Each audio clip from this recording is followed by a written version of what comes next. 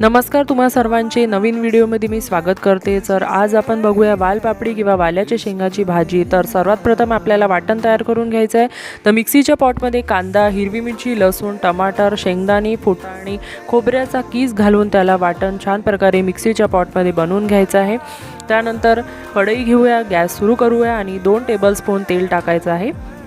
तेल छान गरम झाल्यानंतर त्यामध्ये मोहरी टाकायची आहे। मोहरी फुटल्यानंतर हिंग, मेथीदाणा आणि जिरं टाकायचं आहे।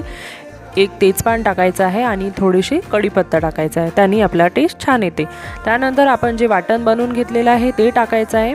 वाटणला तेल सुटल्यानंतर आपण मसाले टाकूया, जे की हळद, मीठ, लाल मिरची पावडर, साखर आणि थोडासा गरम मसाला टाकायचा आहे आणि त्याला छान प्रकारे मिक्स करायचं आहे।